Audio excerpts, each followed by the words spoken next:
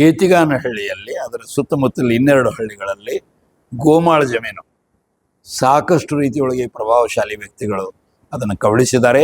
2020ರಲ್ಲಿ ಹೈಕೋರ್ಟ್ದ ಆದೇಶದ ಮೇಲೆ ಮಂಜುನಾಥ್ ಪ್ರಸಾದ್ ಅಂತ ರೆವೆನ್ಯೂ ಸೆಕ್ರೆಟರಿ ಏನಾಗಿದ್ದರು, ಅವರು ಕೊಟ್ಟ ರಿಪೋರ್ಟ್ ಪ್ರಕಾರ 71 ಎಕರೆ 30 ಗುಂಟೆ ಒತ್ತುವರಿ ಆಗಿದೆ. ಇದರೊಳಗೆ ದೊಡ್ಡ ಪಾಲೇನಿದೆಯಲ್ಲ H D Kumaraswamy, C N Manjunath ಮತ್ತು ಡಿ ಸಿ ತಮ್ಮಣ್ಣ ಮತ್ತು ಅವರ ಫ್ಯಾಮಿಲಿದು ಇದರೊಳಗಿದೆ. ಇದು ಅವರ ವಕೀಲ ಅಂದರೆ ಗೌರ್ಮೆಂಟ್ ಅಡ್ವೊಕೇಟ್ ಹಾಕಿದ್ದಿದೆ. ಇದು ಎಂದು 17/3/2025 ಅಂದರೆ ಕೆಲವೇ ದಿವಸಗಳ ಹಿಂದೆ. ಮತ್ತು ಇವರು ಒತ್ತುವರಿ ಏನದಲ್ಲ ಕೇವಲ 21 ಎಕರೆ ಅಂತ ಕೊಟ್ಟಿದ್ದಾರೆ.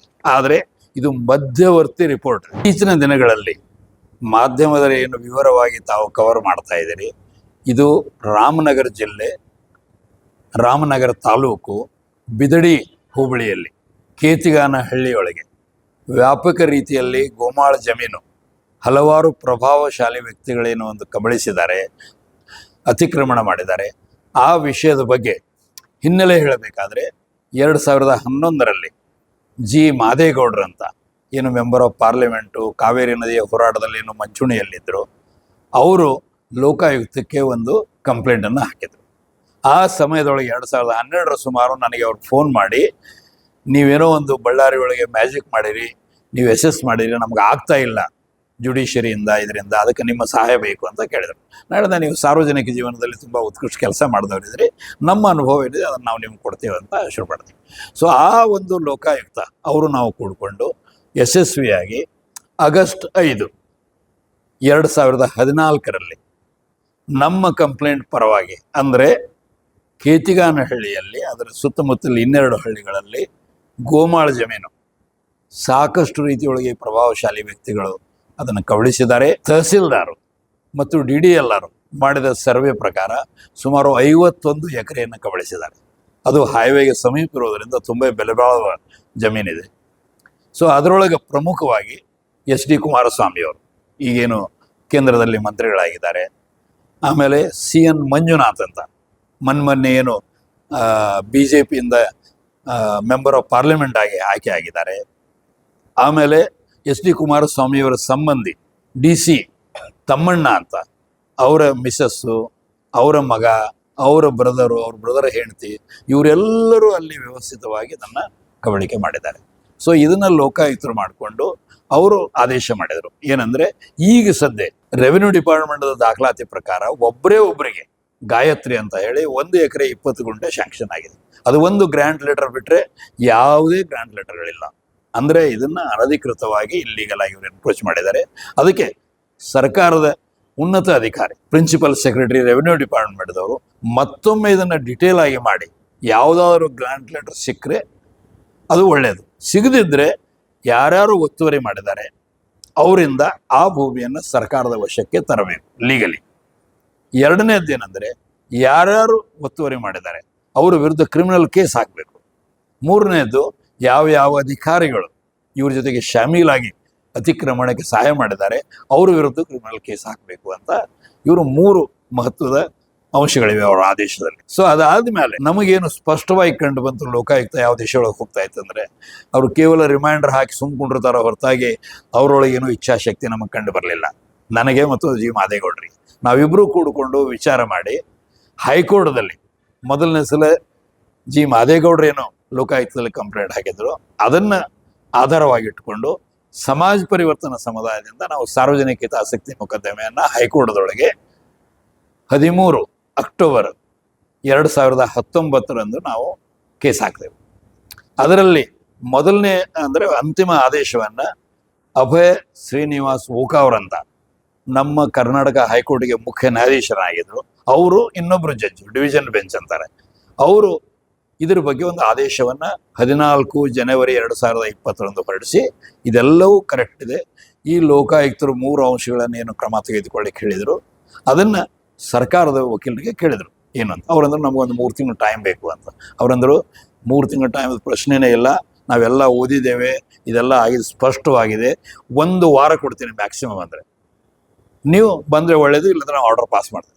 ಸೊ ಅವರು ಹೋಗಿ ಸರ್ಕಾರಕ್ಕೆ ಕನ್ಸಲ್ಟ್ ಮಾಡಿ ಆನ್ ಇನ್ಸ್ಟ್ರಕ್ಷನ್ನು 3 ತಿಂಗಳದೊಳಗೆ ಅಂದರೆ 14 ಏಪ್ರಿಲ್ 2020 ಈ ಕಂಪ್ಲೈನ್ಸ್ ರಿಪೋರ್ಟ್ಸ್ 3 ನಾವು ಮಾಡ್ತೀವಿ ಅಂತ ಹೇಳಿದರು. ಅದು ಬಂತು ಹೋಯ್ತು, ಏನೂ ಆಗಲಿಲ್ಲ.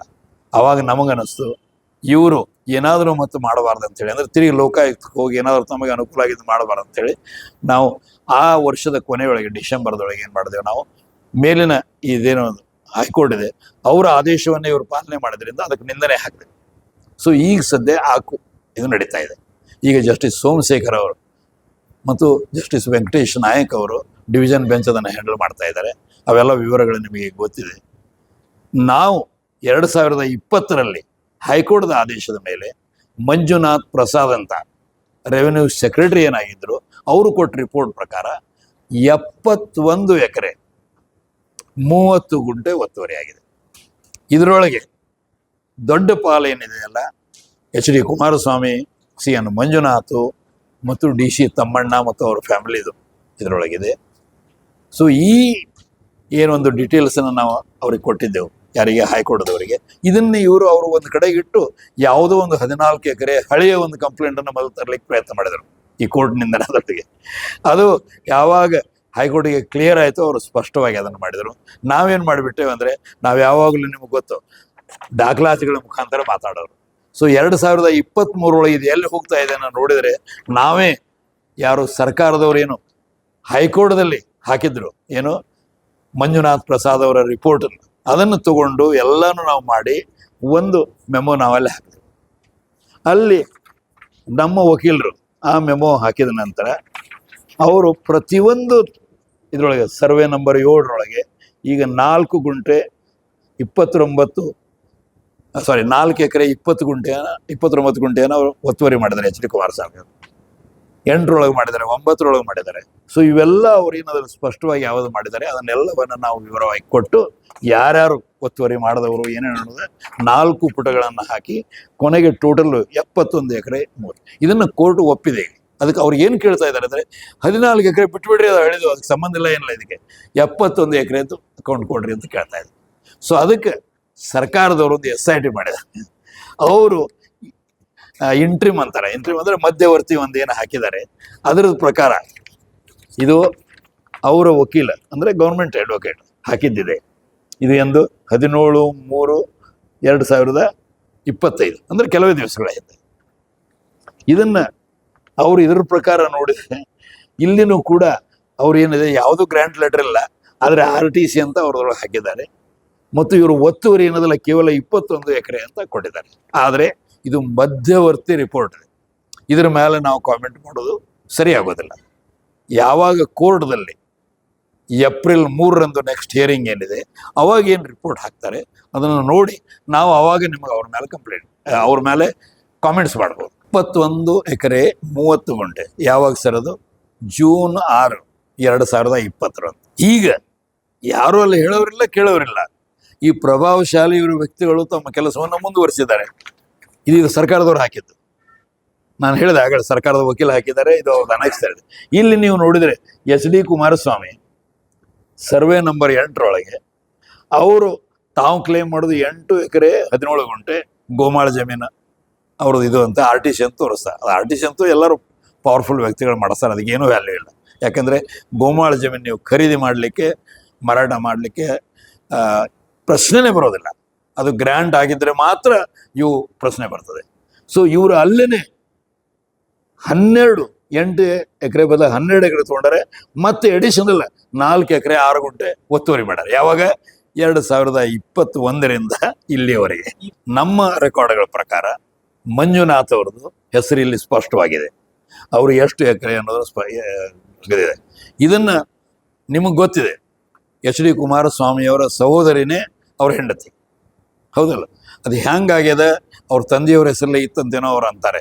ಇವೆಲ್ಲಕ್ಕೂ ಉತ್ತರ ಏನದಲ್ಲ ಕೊಡಬೇಕು. ಆದರೆ ಒತ್ತುವರಿ ಮಾಡಿದ್ದು ನಮ್ಮ ಅಂದ್ರೇನು, ಸರ್ಕಾರದ ಪ್ರಿನ್ಸಿಪಲ್ ಸೆಕ್ರೆಟರಿ ರೆವೆನ್ಯೂ ಏನು ಮಂಜುನಾಥ್ ಪ್ರಸಾದ್ ಅವರು 6/6/2021 ಕೊಟ್ಟ ರಿಪೋರ್ಟ್ ಪ್ರಕಾರ ಇದೆ. ಹಿಂದಿನ ಯಾರು ಲೋಕಾಯುಕ್ತವ್ರು ಮಾಡಿದ ಪ್ರಕಾರನೂ ಅವ್ರದ್ದು ಹೆಸರಿದೆ. ಅದು ಎಷ್ಟು ಮಾಡಿದರೆ ಇವೆಲ್ಲ ಇದೆ ಸರ್, ನೀವು ನೋಡ್ಕೊಂಡು. ಯಾಕೆ ನಾ ಹೇಳ್ತೀನಿ ಅಂದರೆ, ಇದು ಕೋರ್ಟ್ದಲ್ಲಿದೆ. ಒಂದು ಹಂತದವರೆಗೆ ನಿಮಗೆ ಮಾಹಿತಿಯನ್ನು ಕೊಡೋದು ಬಿಟ್ಟು ನಾವು ಹೆಚ್ಚಿಗೆ ಆಗೋದಿಲ್ಲ. ನಮ್ಮ ಸಂವಿಧಾನವನ್ನು ರಚಿಸಿದವರು ಶಿಲ್ಪಿಗಳು ತುಂಬಾ ಜಾಣರು, ತುಂಬಾ ಬುದ್ಧಿವಂತರು, ತುಂಬಾ ದೂರದೃಷ್ಟಿ ಇದ್ದವರು ಇದ್ದಾರೆ ಎಲ್ಲರೂ. ಅಂಬೇಡ್ಕರ್ ಅವ್ರನ್ನ ಅವರೇ ಪ್ರಮುಖ ಶಿಲ್ಪಿ. ಅವ್ರನ್ನ ಮಾಡ್ಕೊಂಡು ಎಲ್ಲರೂ, ನೆಹರು, ರಾಜೇಂದ್ರ ಪ್ರಸಾದ್, ಮೌಲಾನಾ ಆಜಾದ್ ಅವರೆಲ್ಲ ಅವ್ರು ಏನು ಮಾಡಿದ್ದಾರೆ, ಇವರೆಲ್ಲರನ್ನ ಪಬ್ಲಿಕ್ ಸರ್ವೆಂಟ್ಸ್ ಇದ್ದಾರೆ. ಪ್ರೈಮ್ ಮಿನಿಸ್ಟರ್ ಇರಲಿ, ಚೀಫ್ ಮಿನಿಸ್ಟರ್ ಇರಲಿ, ಮಿನಿಸ್ಟರ್ಗಳು ಇರಲಿ, MLA ಇರಲಿ, MP ಇರಲಿ, ಮತ್ತೆ ಯಾರೇ ಇರಲಿ, ಇವರು ಸಭಾಪತಿಗಳು, ನಾವು ನೀವು ಮಾಲೀಕರಿದ್ದೇವೆ. ಸೊ ಈಗ ನಾವು ನೀವು ಇದ್ರ ಬಗ್ಗೆ ಜಾಣರಾಗಬೇಕು, ಇದ್ರ ಬಗ್ಗೆ ಕಾರ್ಯೋನ್ಮುಖರಾಗಬೇಕು. ನಮ್ಮ ಪಬ್ಲಿಕ್ ಸರ್ವೆಂಟ್ಸ್ ಮಾಡಬಾರ್ದ ಕೆಲಸ ಏನು ಮಾಡ್ತಾರೆ ಅದನ್ನು ನಾವು ಸರಿಯಾಗಿ ಸಂವಿಧಾನಬದ್ಧವಾಗಿ ಫ್ಯಾಕ್ಟ್ಸನ್ನು ಸಂಗ್ರಹಣೆ ಮಾಡಿಕೊಂಡು ಅವರಿಗೆ ಕೋರ್ಟಿಗೆ ಎಳಿಬೇಕು. ಆರ್ಟಿಕಲ್ 32 ನೇರವಾಗಿ ಸುಪ್ರೀಂ ಕೋರ್ಟಿಗೆ ಹೋಗ್ಬೋದು.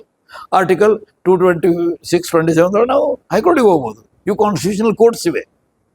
ಸೊ ನನ್ನ ಅಭಿಪ್ರಾಯದೊಳಗೆ ಇವ್ರೇನು ಮಾಡ್ತಾ ಇದ್ದಾರಲ್ಲ, ನಿಮ್ಗೆ ಎಲ್ರಿಗೂ ಗೊತ್ತಿದೆ, ಇದೆ ನಾನೇನು ಹೊಸದು ಯಾವುದೂ ಇಲ್ಲ. ಸಾಕಷ್ಟು ಅವ್ಯವಹಾರಗಳು ಇವತ್ತೇನು ನಡೀತದೆ ಗೊತ್ತಿದೆ. ಅದ್ರ ಬಗ್ಗೆ ನಾವು ಮಾತಾಡ್ಲಿಕ್ಕೆ ಇಲ್ಲಿ ಬಂದಿದ್ದಲ್ಲ.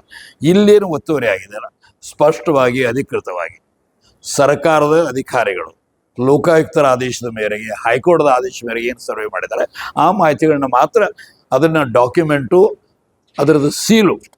ಈಗ ನೋಡ್ರಿ, ನಾ ಏನು ಹಾಕಿದೆ 71 ಎಕರೆ, ಇದನ್ನು ನಾವು ಹೈಕೋರ್ಟಿಗೆ ನಾವೇ ಅದನ್ನು ಅವ್ರ ಫೈಲ್ ಮೇಲೆ ಇದೆ, ಅದನ್ನು ಕೂಡಿಸ್ಕೊಂಡು ವಿಶ್ಲೇಷಣೆ ಮಾಡಿ ಇದನ್ನು ನಾವು 18 ಆಗಸ್ಟ್ ಇದರಿಂದ ಹಾಕಿದ್ದೇವೆ. ಇದು ನಮ್ಮ ಮೆಮೊ ಇದೆ. ಅದರ ಜೊತೆಗೆ ಪ್ರತಿಯೊಂದು ಸರ್ವೆ ವೈಸು ಯಾರ್ಯಾರು ಅತಿಕ್ರಮಣ ಮಾಡಿದರೆ, ಎಷ್ಟೆಷ್ಟು ಮಾಡಿದರೆ ಎಲ್ಲ ಕೊಟ್ಟಿದೆ.